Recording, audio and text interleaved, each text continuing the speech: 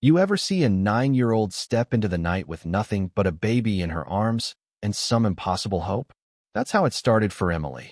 Yeah, her, not the kind of kid anybody noticed in a city like this, a place where silence curls up on every broken roof, where dinner is just another word for luck, not routine. She closed the door on a house that barely breathed, promised her little brother Jacob she'd find food, and headed toward the one part of town where the lights stayed on all night and people looked like they had more than enough. She didn't have a plan, just a direction, a heart way too old for her size, and that jacket swallowing her whole. The kind of jacket you inherit from closets, not stores. You know what I mean? She slipped down empty streets, holding Jacob tight, trying not to think about the cold leaking through her shoes or the ache in her own stomach. It wasn't the kind of night you walk for fun. The city gets mean after midnight. Shadows look like threats. Every sound makes you freeze, and the only thing pushing you forward is the sound of a kid crying for something you can't give. When Emily finally reached the edge of the good part of town, she stopped. Everything looked different. Streetlights weren't busted, windows were clean, and the air even smelled like food, which hurt more than it helped. There was this one restaurant, tall windows, people eating under chandeliers. It was the kind of place you grow up walking past, not into. But hunger doesn't care about rules. She circled the building, thinking maybe someone tossed out bread, or maybe, just maybe, she could ask. Fate's a funny thing. Door was propped open in the alley, probably just bad luck for some delivery guy. Emily hesitated, because she wasn't a thief. Not yet. But right now, she was a sister, and that meant something had to give. She slipped inside, kept to the shadows, followed the noise of plates and laughter like a lost dog. Then she stepped into the light, right into a different world, every head in the place snapping to look at her. Skinny kid, baby in her arms, dirt on her face, wearing desperation like a badge. And here's the part that changes everything. Instead of bolting or begging, Emily just stood there and picked a man, this older guy sitting by himself, gray hair, eyes so tired they barely blinked. She asked, plain as day, "Please, sir, could I take what you won't eat? My little brother hasn't eaten today." You could have heard a pin drop. Waiters froze. People whispered. But that man, Alexander Reed, he saw her, really saw her. And something in him cracked, because when you've spent years eating alone, loss settles into your bones until you forget how to look up. He stopped the staff from pushing her out, asked her name, glanced at Jacob, and just like that, turned the story. Bring them something warm. Now. And when the food came, Emily didn't eat first. She broke off bread for Jacob, made sure he was safe before she let herself have a bite. Alex watched, remembering things he'd tried to forget, things about losing family, about silence that feels heavier than grief. He said, "Where are your parents?" And she didn't sugarcoat it. "Mom's sick. There's no one else." He nodded, jaw tight, something softening in his face that probably hadn't moved in years. He said, "I'm taking you home."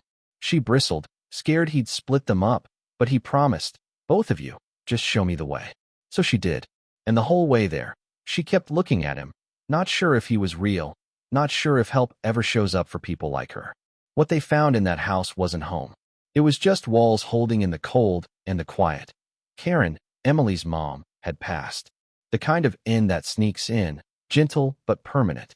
Emily broke then, just for a second, screamed her mother's name, then curled around Jacob and went silent. Alex wanted to call someone, to fix things, but there's no fixing this kind of hurt, only moving through it. He took both kids with him, didn't leave them behind, didn't let the system break what little was left of their family. That first night at Alex's house, everything was too soft, too clean, too bright. Emily stayed on the edge of the bed, barely sleeping, Jacob buried in her side, afraid that comfort meant loss. But Alex wasn't the type to force kindness.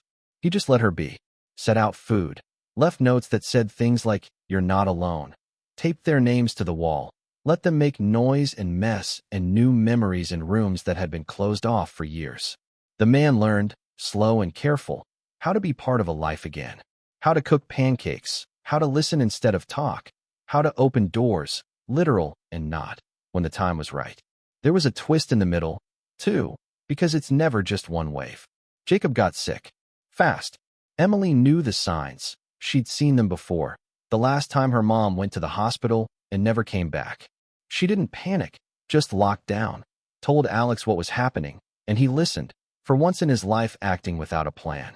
They got to the ER in time. Jacob pulled through, but those hours in the waiting room, Emily almost folded. She told Alex, "Last time, Mom went in, never came out." And that broke him in a way he hadn't been broken since losing his own daughter. But the thing about broken people is, sometimes they find each other at exactly the right moment. After Jacob was safe, Emily sat on the floor all night, guarding him, refusing to sleep. Alex watched them, realized he'd gone from lonely rich man to desperate guardian without even noticing the shift.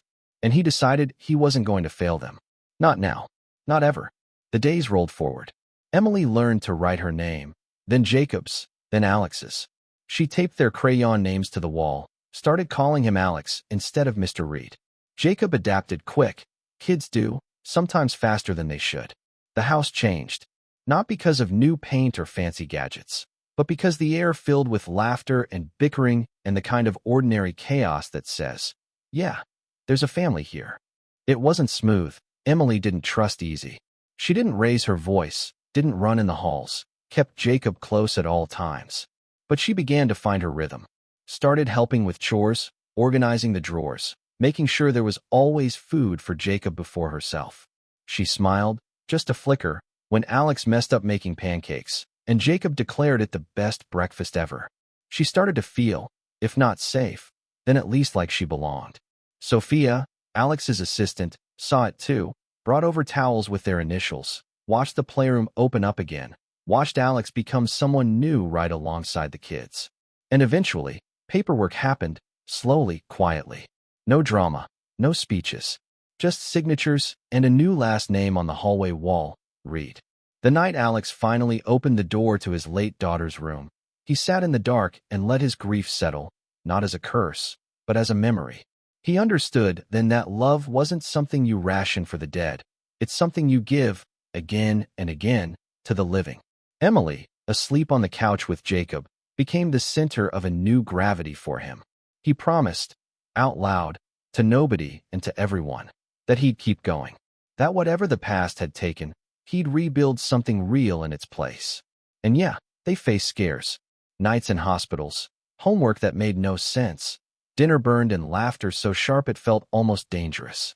But they survived, together, and little by little, silence got replaced by belonging. In the end, what makes a family isn't blood, or money, or the house you sleep in. It's choosing each other, again and again, even when the world says you don't fit. Emily, Jacob, and Alex built their home from scratch, with nothing but trust and need and the stubborn refusal to give up. So, tell me, what would you have done? When the world forgets about the ones who fall between the cracks, is it ever too late to build something new? Share your thoughts down below, because stories like this aren't just stories. They're questions, thrown out like lifelines. What do you owe the people you find along the way? What do we owe each other when the lights go out?